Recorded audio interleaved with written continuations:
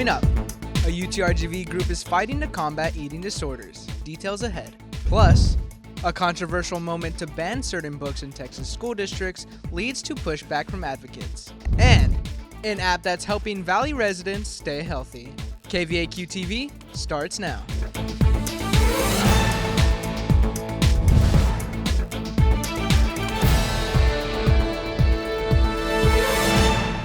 Hey vaqueros, welcome back. This is the 7th spring edition of KVAQ-TV. Live from the studio, I'm Dayton Trevino. Today is Monday, February 26th, and at the top of the newscast.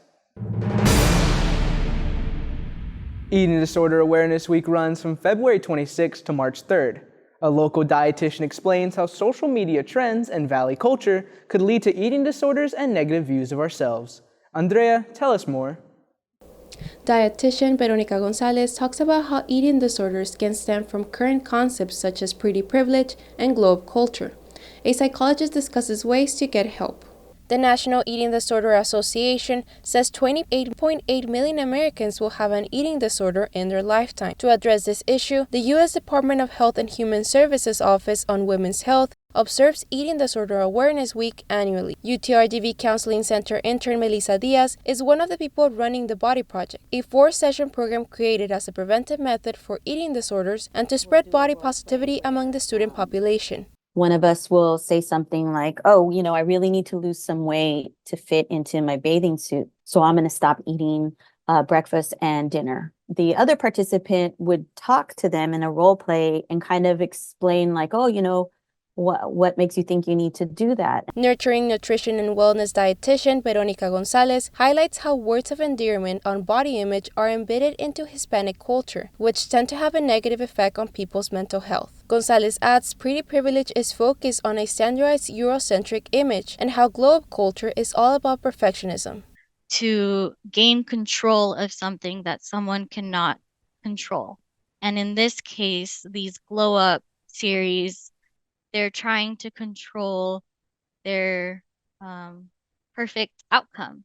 UTRGV's Counseling Center Director Christopher Alford says the act of eating is often used to cope with emotional problems. When someone has eating disorder behaviors, there are emotional consequences, but there's also emotional causes. So so it's before, during, and after, right? The Body Project is open to all students, with its next group session available after spring break. For KVAQ-TV in Edinburgh, Andrea Flores.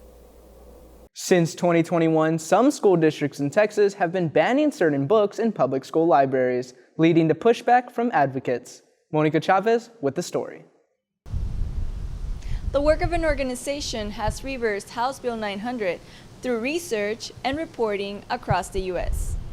On January 17, a federal appeals court rejected an attempt to reinstate a Texas law that bans sexually explicit books from public school libraries. House Bill 900, a law signed by Governor Greg Abbott last June, mandated that booksellers evaluate and rate books for sexual content before selling them to primary and secondary schools. On the front line of the battle against book bans is PEN America, a global nonprofit organization that promotes free expression and human rights through literature. PEN America program manager on Freedom to Read in America, Sabrina Baera, says its main task is to inform. Being able to talk to educators, librarians, legislators as well about how book banning may be impacting them and what strategies they can use to be able to stop it and why it's important. Amid the controversy over book bans, a candidate for Missouri Secretary of State, Valentina Gomez, went viral on social media by publicly burning 2 books in early February,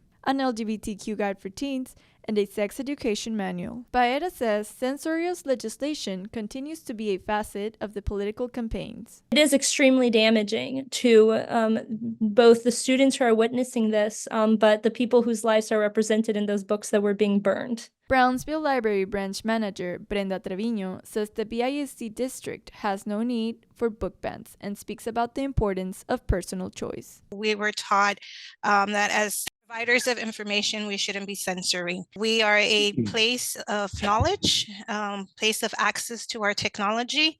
It is within the own person to make the decision whether they find what they need to use.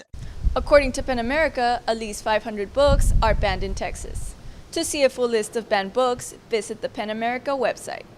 For KVAQ-TV in Brownsville, Monica Chavez.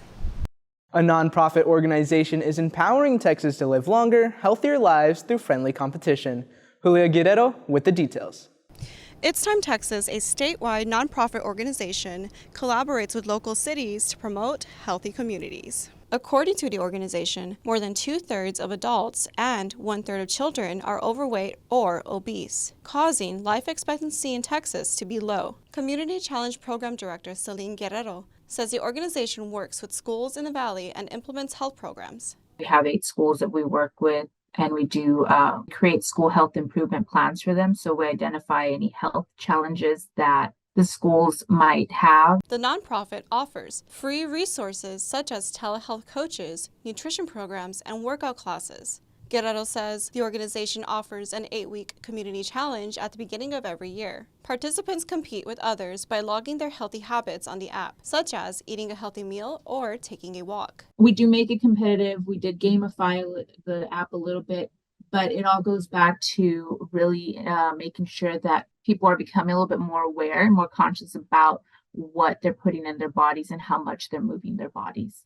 In 2023, over 22,000 people registered for the 8-week challenge, a number that the organization hopes to surpass this year. The city of FAR, who competes under the medium-sized category, is just one of the many Valley cities participating in the challenge. Public Information Officer Yuri Gonzalez says the city is hoping to add a 7th trophy. Our points are very close, so I think it's just time to step it up and really encourage our community to come out and participate.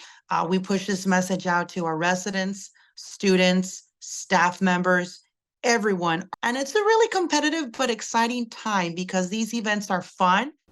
Gonzalez says the city continues to promote healthy habits with new events such as walks with the mayor and activities through the parks and recreation. For KVAQ-TV in Edinburgh, Julia Guerrero. Hailing from New York, rapper Isaac Amani Newman is spreading his passion for artistry in downtown Harlingen. Amani has held an open mic night at the Luna Lounge since October, offering new talent an opportunity to shine.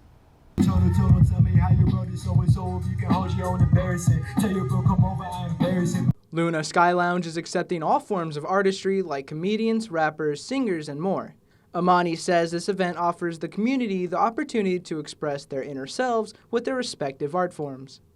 This is like a chance for people to finally shave that ignorance and that ignorant thinking of like, oh, there's nothing going on in Harlingen, there's not much happening. One thing I'm starting to do is paint the narrative that no, like there's a lot of creative, talented people down here. Amani adds he was inspired to host his own open mic after performing for some time at the Flying Walrus Bar.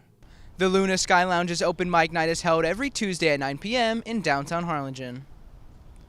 For KVAQ-TV in Edinburgh, Dathan Trevino. Thank you for joining us. Make sure to watch us Monday through Friday on VCast monitors and social media. For KVAQ-TV, I'm Dathan Trevino. Have a great week, vaqueros.